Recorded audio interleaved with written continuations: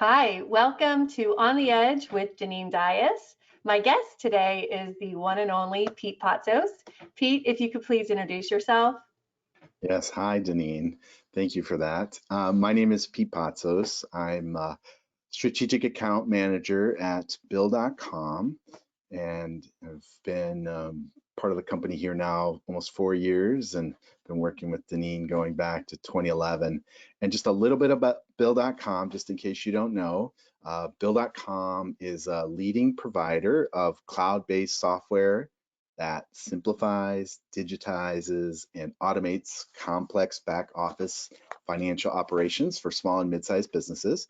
And customers use the platform to manage end-to-end financial workflows, to process payments, and the Bill.com AI enabled platform it creates connections between businesses, their suppliers, and their clients. So it's kind of in a nutshell what Bill.com. Yeah. Well, and you and I, you're right, we started working together, gosh, over 10 years ago. You started in September at CPA.com, and we were focusing on the Bill.com's accountants program. So thinking about that, right, thinking about 10 years ago when we started trying to educate firms about what the cloud allowed, right, having your clients' data real time. They didn't trust the cloud. They were not ready. So you and I kind of went into vision setting and educating on, hey, you can pay bills for your clients now in a way that's easy. Because traditionally they didn't want to pay bills, they don't want to do payroll, it wasn't profitable. But technology really changed all of that. It was a game changer. So maybe we can start there about sort of what we saw in the profession 10 years ago.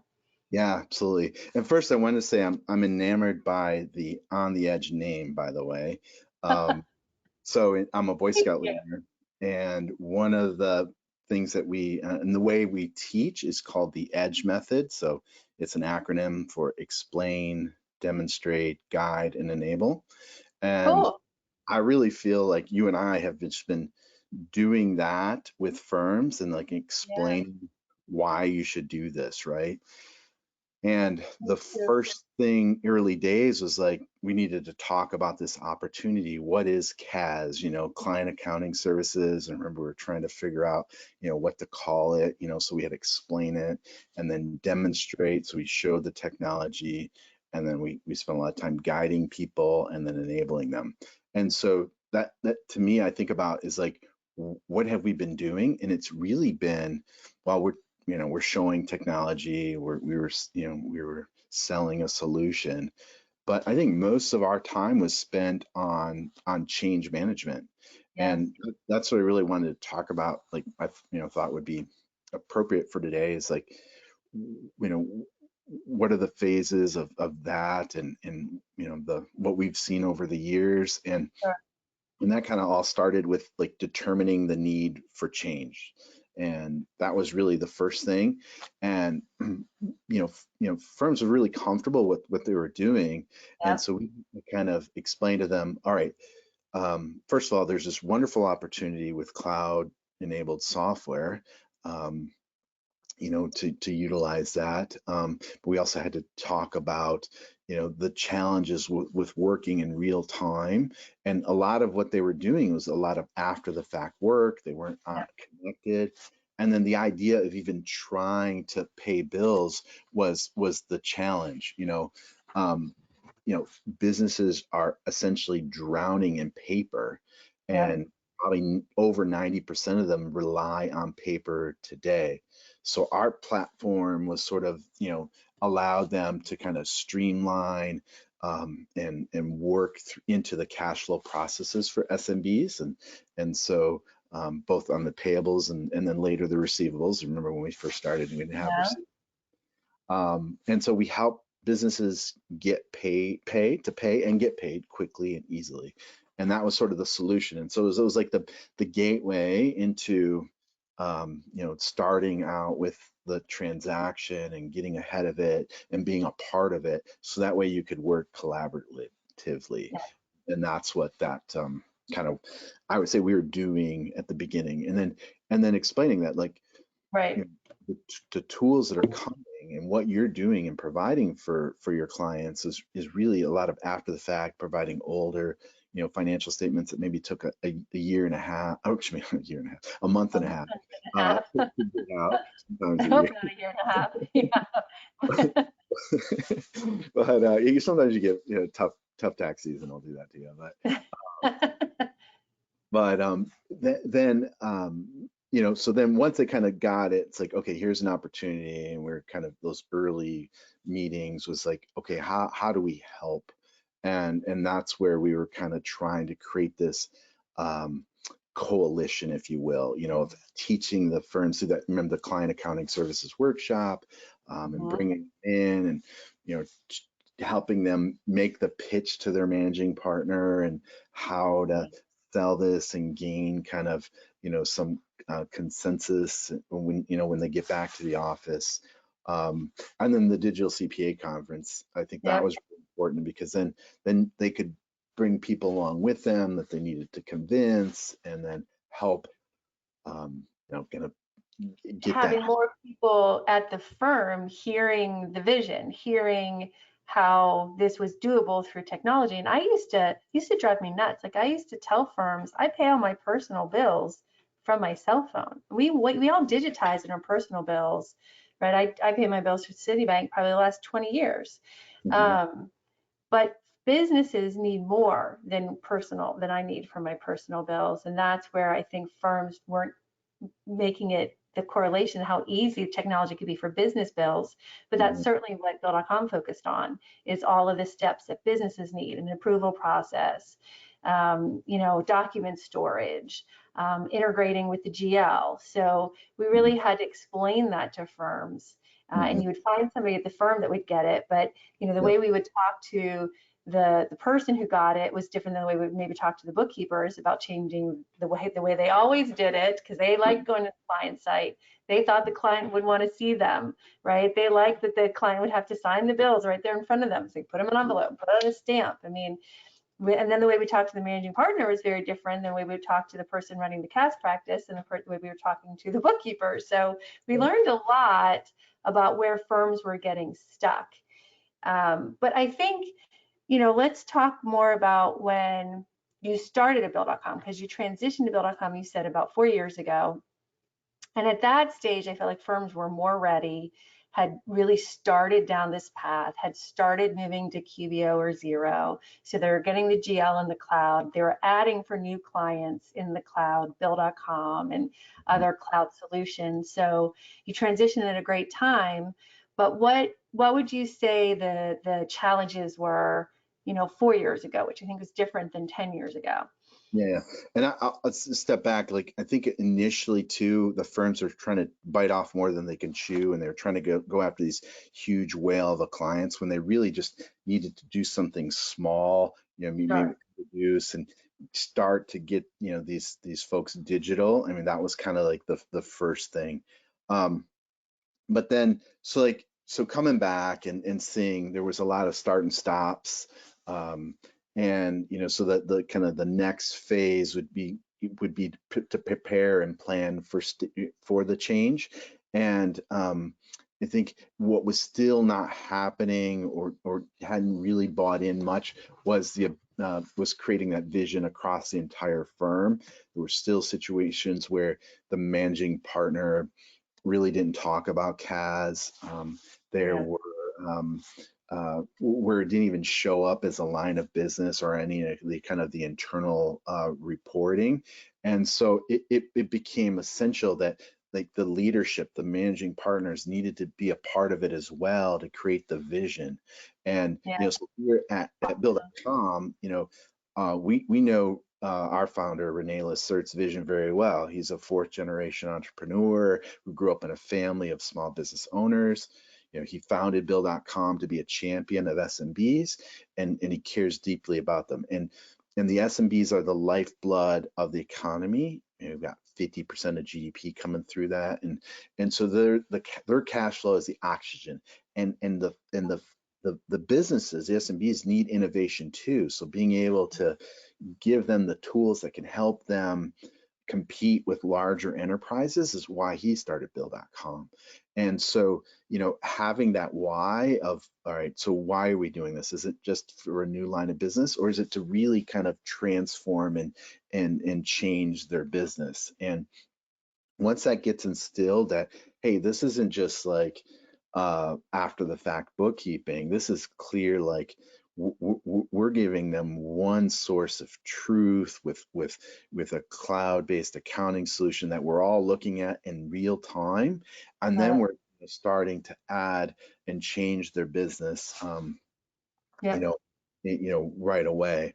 And I think that's kind of the thing that firms kind of were struggling with. And then the other thing is that once you kind of get that going, it was important to start to implement the change and remove the obstacles. And what I would see, like, part of that roadmap workshop was to create an org structure. And Yeah. the two spots that I would see that were missing were one, who's the sales leader? Yeah. Any business is going to have a VP of sales, right? And there wasn't anyone necessarily accountable with a goal. They were still Not at dabbling, first. right? Yeah. And they Yeah. I mean, started, it's the partner, right? They're responsible for the book of business, right? So that was a challenge for sure. but then I started, going to leadership meetings, and I would hear the leader kind of talk about their goals and hitting their goals and not making excuses. And I was like, oh man, I feel like I'm at a sales meeting. And so I'm a CPA that turned into a Yeah. salesperson, by the way. You're like, So I kind of hallelujah. know Yeah. what that's like. And so and that was kind of it. It's like, all right, and then the other area was not really having, getting rid of bottlenecks.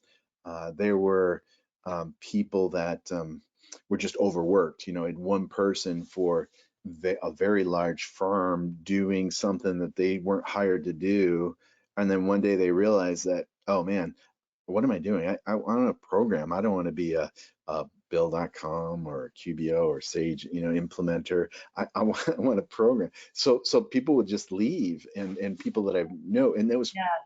partly because they were overworked, and too much was bearing on them.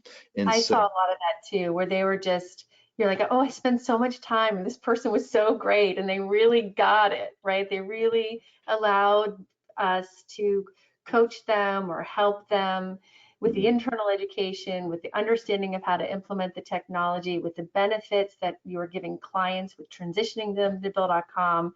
And then they were getting overwhelmed because that was like their side job, right? They still had to do their real-time job and they would get burnt out. Yeah, right. I remember. And so one of the other things too is, and as the work started to get momentum, and the main problem was not having enough people. And I think you're seeing that, and that's what Botkeeper is delivering Yeah, for folks. And for Bill.com, our mission is to make it simple to connect and do business. Elimination is the ultimate form of simplicity. So we help businesses get back to what they love most, that's and great. Yeah, gives an opportunity for the firm that's trying to deliver the service to, not necessarily do the transactions, but to help kind of predict where they're going, and make sure that they have enough cash flow, in place, should something unfortunate happen, like a yeah. global pandemic, for example. Well, I could go off. That's a whole other topic for another day. But um, what I did see, I think we talked about like 10 years ago and then 4 years ago, and I was starting to see about 3 years ago is that firms that were moving down this path, that Mhm, were adding technology like Bill.com, that were offering more services like mhm, paying bills, we're mhm, seeing that it was actually very profitable because the technology made it easy. And then mhm, to your point, they're able to have their clients' data real time and be able to do more of that analytical stuff. right, And people were kind of surprised. Wow, Deneen, we've added bill paying and Bill.com to our practice, and right, it's a new revenue source. right, And then we saw them starting to double down, right? And right, say, okay, we want to start offering bill pay to our payroll clients. We want to start offering bill pay to our bookkeeping clients. Like they really started having those conversations with the clients. Right. Um, And what was important there is that they needed to capture and create some short-term wins and stories that they can share with the rest of their, their partners internally. I mean, the biggest challenge for the firm was to convince the rest of the firm that this was a right, legitimate business line, right? And right, what that meant was that we needed people to support, internally and understand, that, hey, we need some allocation for training, and we know that we're not going to have the same realization as some of the established groups that are doing the same thing year after year.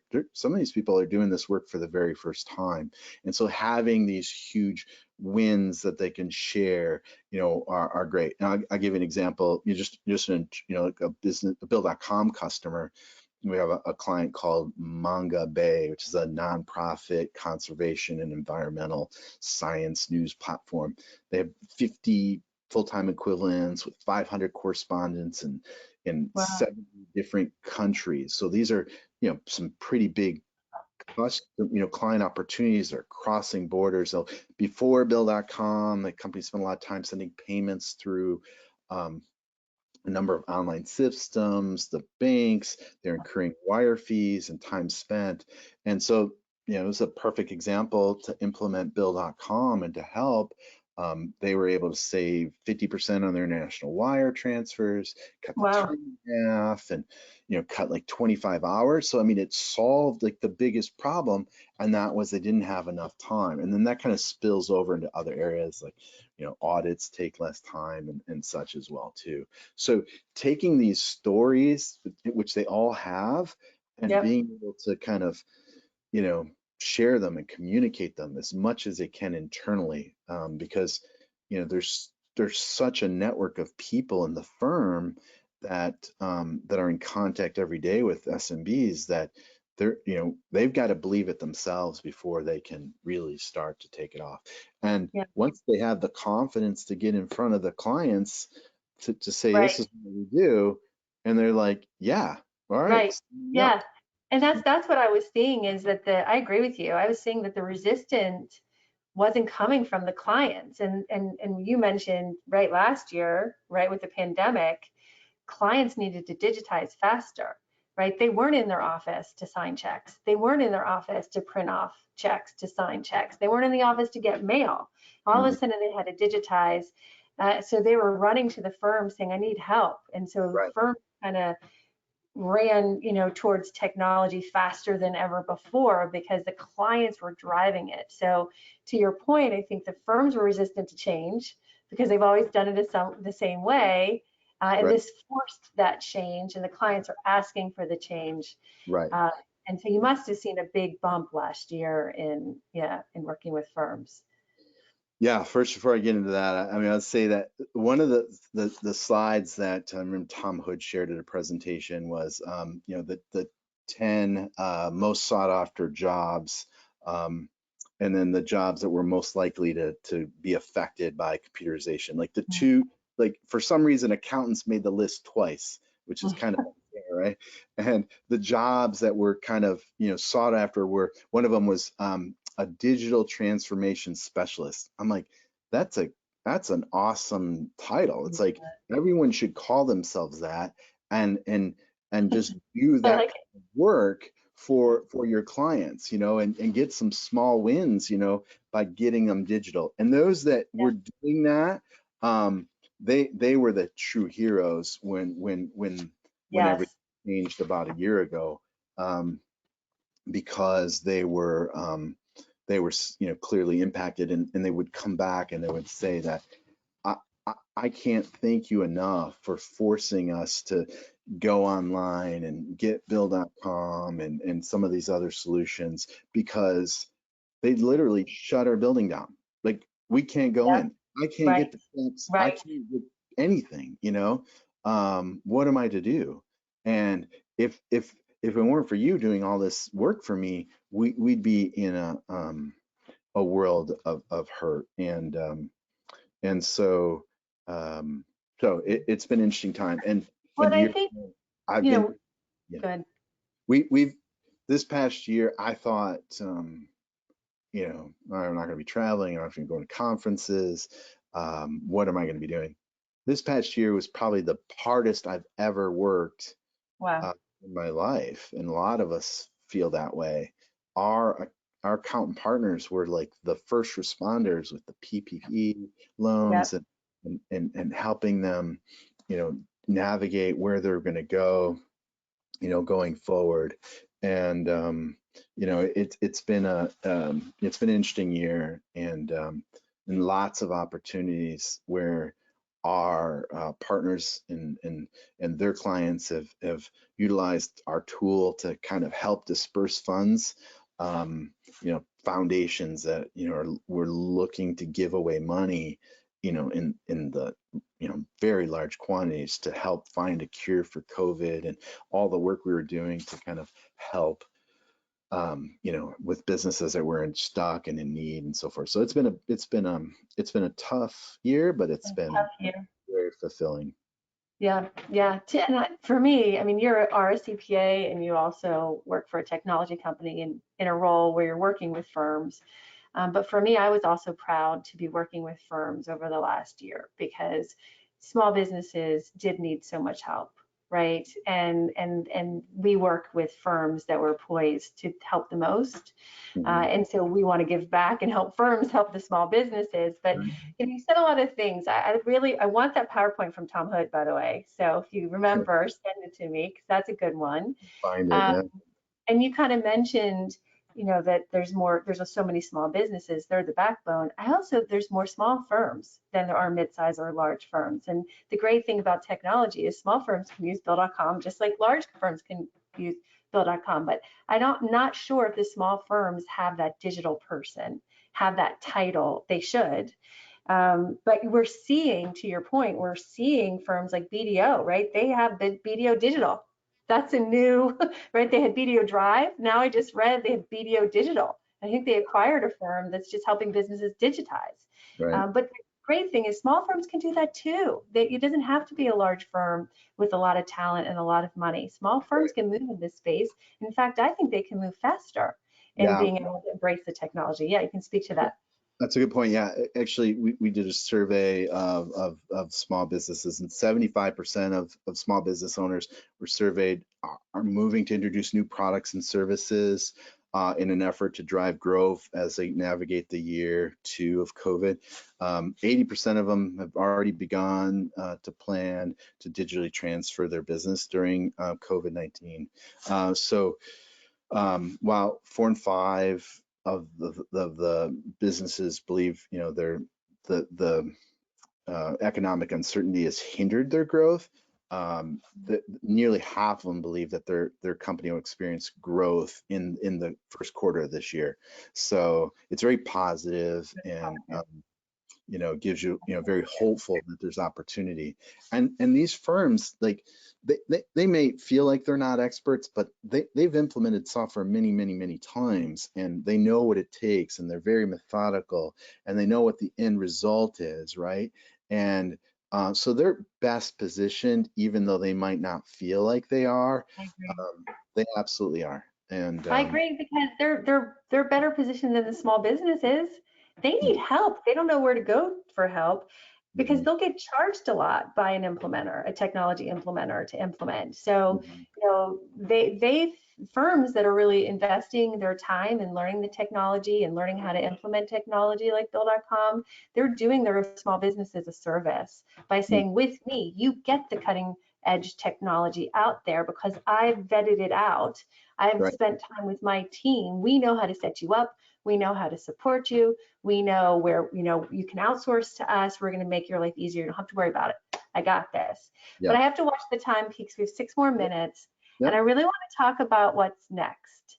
Yep. Because we talked about 10 years ago, 4 years ago, but what's next? I mean, I know for me, the what's next, obviously, with being at Botkeeper is the AI and the machine learning, which you guys are building as well. So I'd love to hear about the what's next for you in Bill.com.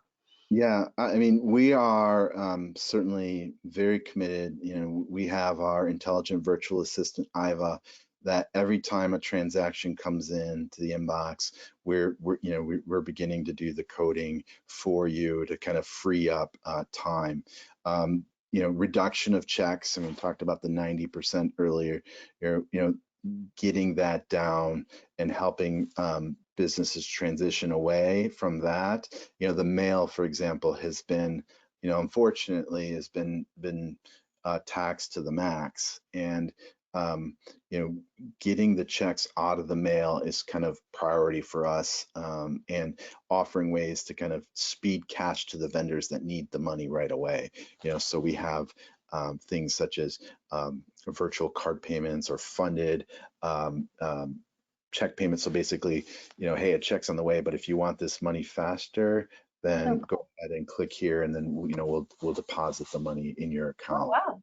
And so things like that to help the firms make it. I mean, ultimately they want to, but they've got so much going on, and so that's happening. And then Well, wait, can you pause? Because I don't know much about IVA. Tell me again. It's what is IVA? What does that stand for? intelligent virtual assistant. That's So cool. And yeah, does that is that already in Bill.com or is that an additional yeah, thing? it's part of Bill.com. So Oh, that's cool. you'll see whenever you're in the product and you see a little lightning bolt next to a data field, that's been uh, suggested based on IVA. Yeah. Oh, neat. Yep. Neat. Or you have to show me So, that one day. All yeah, right. So yeah. I didn't mean to interrupt you. What you're going to say at another point. I just say like the next thing, or like being able to sustain the change, is really what's important. And I think the good news is we've seen even before COVID, it was really surprising to see the growth, and the excitement and the goal setting and the vision being communicated throughout the firms. But it you know it and you got to continue to sustain that. And so seeing things like for example, your next guest, Gail Crosley, is working with a lot of my accountant partners. And Good. one thing I hear, hey, yeah, we got Gail Crosley. I'm like, oh, you better get your homework done, because she puts them to work. And She's a tough cookie. She's been doing yeah. this a long time. She's tough. She does. She gives them homework. Yeah. Yeah, and then that's really what's important, is like you got to bring in, if leadership to continue the momentum that you've built up, and reward those people that have been part of the change, and recognize those folks.